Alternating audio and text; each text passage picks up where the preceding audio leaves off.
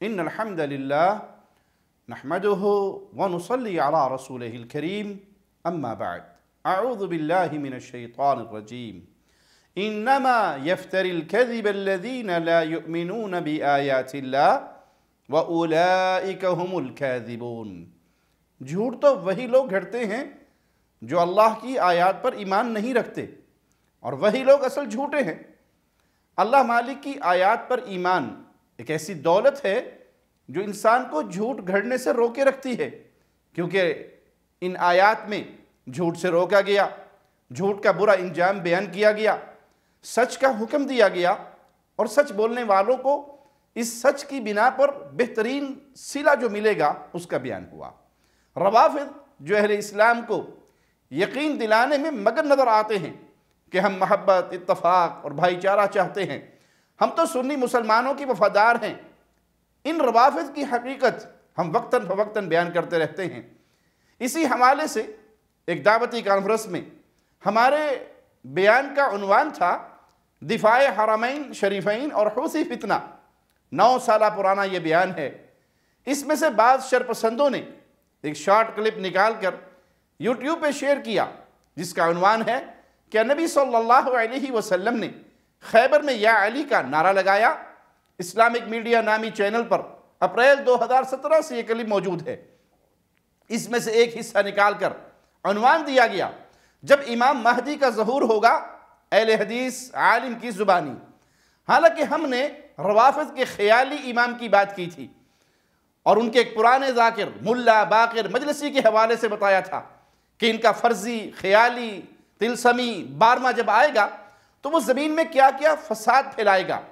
ان کی عقائد کی روشنی میں اور ان کی کتابوں کے اندر موجود جو باتیں ہیں اس کی روشنی میں ہم نے یہ بات کہی، نہ کہ اس عظیم شخصیت کے بارے میں کہا جسے اہل اسلام حقیقی مہدی مانتے ہیں، صحیح احادیث کی بنیاد پر ایمان رکھتے ہیں کہ وہ قیامت سے پہلے اللہ ان کو پیدا فرمائے گا اور وہ مسلمانوں کے حاکم و خلیفہ بنیں گے، مہدی یعنی ہدایت یافتہ ہوں گے، جن کا نام نامی، اسم گرامی محمد بن عبداللہ ہوگا، اہل بیت سے ہوں گے، سیدہ کائنات فاطمہ الزہراء سلام اللہ علیہا کی نسل سے ہوں گے، اور وہ اس زمین پر امن و امان قائم کریں گے، اللہ کے دیے ہوئے مال سے لوگوں کو خوب نوازیں گے۔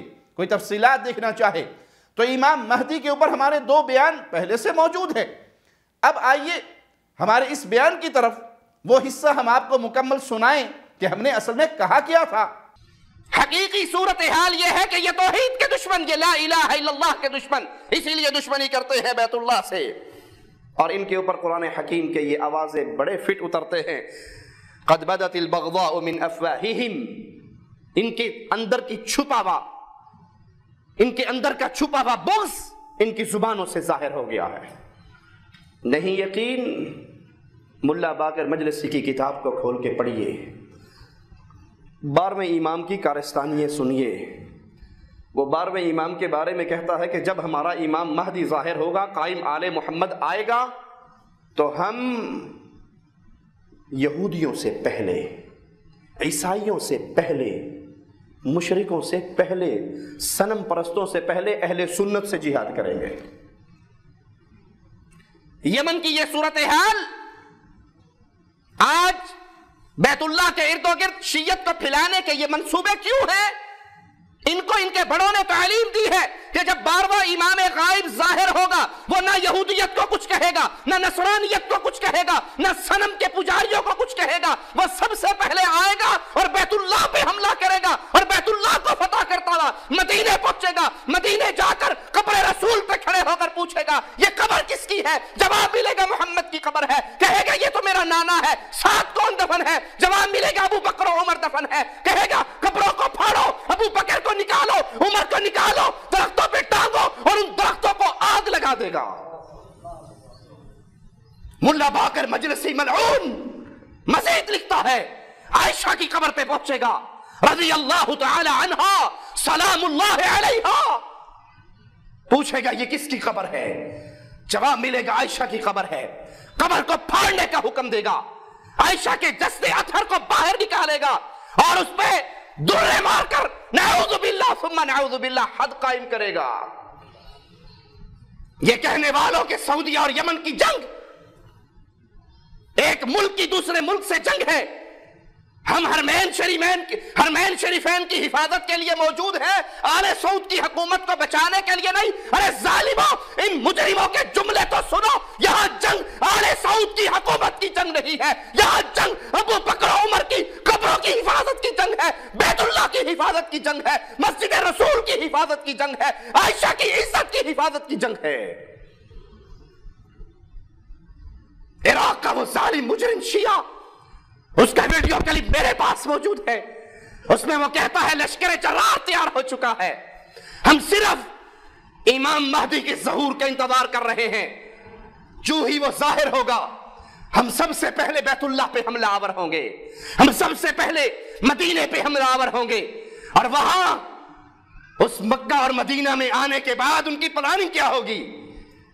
اس کو شرک کا مرکز بنائیں گے، یہاں صحابہ کی قبروں کی توہین کریں گے، صحابہ کے مبارک اجساد کو نکال کر آج۔ یہ ہمارا نظریہ نہیں، ہم تو ان سب باتوں کو ملا باقر مجلسی اور روافض کا بغض اور کینہ ہی سمجھتے ہیں، جس کی بنا پر ان کے سبائی اکابر نے یہ داستانیں گھڑی۔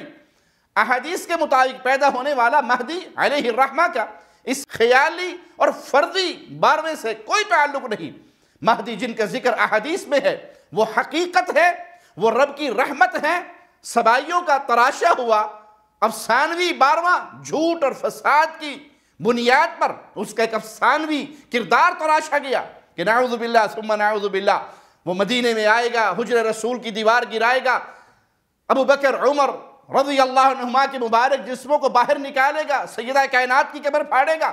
یہ ان کا تراشا ہوا فساد ہے، اور وہ ان کا گھڑا ہوا فسادی افسانوی کردار ہے، جس کا امام مہدی رحمہ اللہ سے دور کا بھی کوئی رشتہ نہیں۔ یہ تو ایک سبائیوں کا تراشا ہوا کردار ہے۔ اللہ سے دعا ہے اللہ ہمیں حق سچ کہنے، اس پہ عمل کرنے اور اس کو آگے پھیلانے کی توفیق عطا فرمائے، اور جھوٹ بولنے والے اور جھوٹی باتیں پھیلانے والوں کے شر سے محفوظ رکھے۔ اقول قولی ھذا واستغفر اللہ لی ولکم ولسائر المسلمین۔ ہر لمحہ قرآن اور سنت کا ترجمان، فضیلت الشیخ توصیف الرحمن۔